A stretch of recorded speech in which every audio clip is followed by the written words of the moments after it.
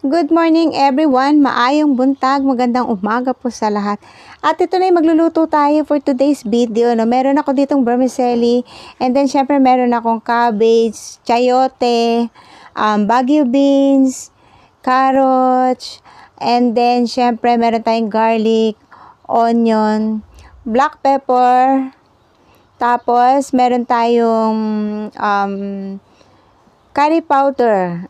Alam nyo na yung gagawin ko. So, eto guys, lalagyan natin ng curry powder. Pagkatapos, syempre meron akong kikiam.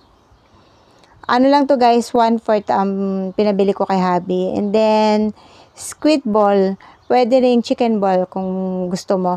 And then, meron ako ditong chicken breast. So guys, eto lahat yung kakailanganin ko para sa lulutuin ko. Mag-umpisa na ako magluto. Syempre, ang una kong ginagawa talaga, syempre magpapakulo muna tayo ng pakuluan muna natin tong chicken breast. And then lagyan natin ng salt para medyo may lasa na. Mga ilang minuto ko to pinakulo. Basta yung yung luto na yung chicken, okay na yun.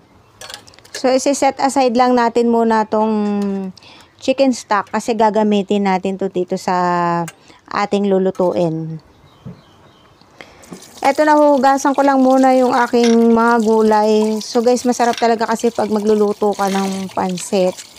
Maraming gulay, no? Isa yun sa pinaka bentahe sa pansit yung marami ang gulay. So itong cabbage na bili ko to isang buo guys, 55 pesos, no? Medyo mahal pa rin actually. Pero kung ikukumpara mo sa iba na nagbebenta, mura na yun, nabili kong yun. So anyway, babalatan ko lang muna itong sayote tsaka yung carrots. Ano lang din naman, same procedure lang din naman na kung paano mo niluluto yung pansit gisado, yung mga ganun. Parehas lang naman din yung procedure niya at kadalasan same din naman yung mga sahog na nilalagay sa pansit. Kaya naman talaga naman ang pansit, laging star yan sa handaan, no? Every time na may okasyon dito sa atin sa Pilipinas, usually talaga ang pansit laging present, no? Hindi yan nawawala sa ating hapagkainan, no? Kaya nga sabi nga yung pansit daw for long life, 'di ba? So anyway, eto na ganito syempre yung yung klase ng hiwa na ginagawa ko. Syempre pag pansit ganito naman ang hiwa talaga, medyo maninipis ang hiwa.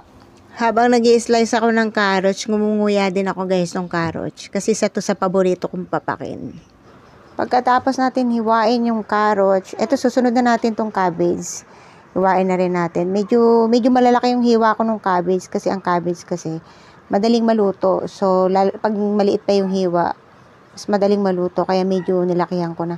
At syempre hindi mawawala tong bawang at saka tong sibuyas. So, ang gawa ko lang hiwa dito mince para maliliit. Siyempre, pag nagluluto talaga ako guys ng pansit or ng sotanghon or ng bihon or pansit canton, lagi akong merong nilalagay na squid ball at saka kikiam. Natutunan ko rin to kasi meron akong kaibigan na Chinese. So, ito yung nilalagay nila dun sa kanilang pansit. At syempre, lastly, itong chicken breast, syempre himayin ko lang. Pagkatapos yan ito na lahat yung ating gagamitin sa ating lulutuin na pansit na with curry. Kaya naman guys, curry ngayon yung ilalagay ko kasi medyo medyo umay naman sa parang traditional na nilulutong pansit, no? So, kaya sabi ko para medyo maiba-iba naman, lalagyan ko naman itong curry powder para may iba nga yung lasa. So, ito na, mag-start na tayo maggisa. Siyempre, lagyan ko na ng cooking oil. And then, siyempre, isusute ko na tong onion. No? Ganyan lang, susute lang natin hanggang sa maging translucent. And then, lagay ko na tong garlic. So, guys, igigisa ko lang maigi hanggang sa maaamoy mo na yung bango ng garlic at saka ng onion. And then, ito na, isusunod ko na tong hinimay ko na chicken breast. Bali, ang gagawin ko dito, igigis ako ng maigi itong shredded chicken. Kasi para malesen yung langsa nung chicken. Kung makikita nyo, ganito na yung itsura, diba? So, gisadong-gisado na to guys. So, So, mas masarap kasi pag nagisa ng gusto. And then, nilagyan ko ng salt. Syempre, para mas may lasa na tong chicken meat. And then, syempre, sinunod ko na tong squid ball and then kikiam. So, ganyan lang. Ganyan lang kadali. No? Gisa-gisa lang tayo. So, pwede rin to lagyan ng chicken liver or pork liver. Or pwede rin, instead of chicken, pork meat, no? So, depende rin sa inyo yan, guys, kung anong gusto nyo. Pwede rin naman hipon or shrimp ang ilagay mo. So, ito na, naglagay ako ng 1 liter of chicken stock at dinagdagan ko ng 2 liters of hot water. Kaya hot water yung ginamit ko kasi para mas madali ng kumulo. Ilalagay ko na rin tong black pepper and then nilagyan ko ng salt. Guys, pag maglalagay kayo ng pampalasa, huwag nyo kagad bibiglain. Kasi okay lang yung mas matabang, mas madaling dagdagan ng lasa, no? So, gaya nitong curry powder, nung una kasi nilagay ko 2 tablespoon lang. And then, tinikman ko, nakulangan ako dun sa lasa ng curry powder. Then, nilagyan ko pa hanggang sa ibinuhos ko na yung isang pack. Total of 6 tablespoon yung curry powder na nilagay ko. And then, syempre, nilagyan ko ng soy sauce. At syempre, yung MSG. At syempre pagkatapos ilalagay ko na itong vermicelli. Bali 1/2 kilo to guys ng vermicelli. Ang halaga nito for 1/2 kilo is 150 pesos. Kung mapapansin nyo, dinirekta ko na yung vermicelli. Hindi ko binabad sa tubig kasi ito yung nakasanayan kong sa pagluluto ng vermicelli, no? And then, ito rin yung nakalakihan ko kasi hindi binababad sa tubig. Ang sabi nga ng mga matatanda kasi nas matagal mapanis ang pansit. Kahit sabihin mo yung pansit bihon, nas matagal daw mapanis pag hindi mo ibinababad sa tubig. Kumbaga, ididirekta mo na siya kagad ng luto. Pagkatapos kong nailubog lahat yung vermicelli dito sa sabaw, isinunod ko na rin din kagad yung gulay. Hahaluin na lang natin to ng hahaluin hanggang sa maluto. Guys nga pala, yung ginamit kong klase ng vermicelli dito is Sapuro. Sapuro brand. Yun yung pangalan niya, Sapuro. Kung hindi nyo pa natatry yung Sapuro brand, itry nyo na kasi promise, maganda po talaga yung quality, masarap, no? Kesa sa ibang brand. Kasi kaya nga, ito yung ginagamit kong madalas na klase ng vermicelli kasi ito, hindi basta-basta nadudurog. Kaya sinishare ko sa inyo yung kung anong brand nitong ginamit ko. Kasi syempre para masubukan nyo rin at matikman nyo rin yung itong Sapuro, no? Sabi nga, sharing is caring.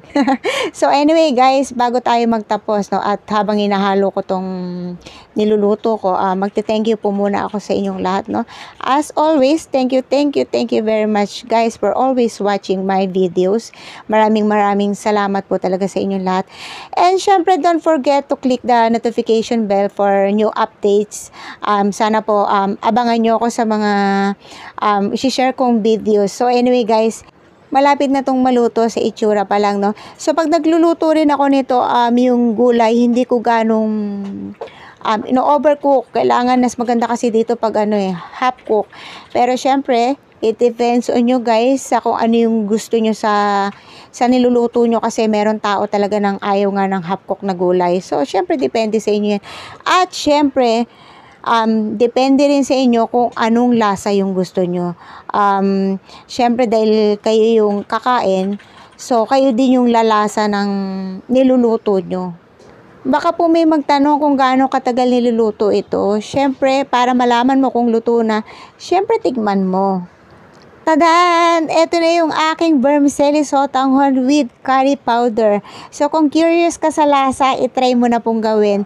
So, that's it guys. Thank you for watching and God bless everyone. Bye-bye!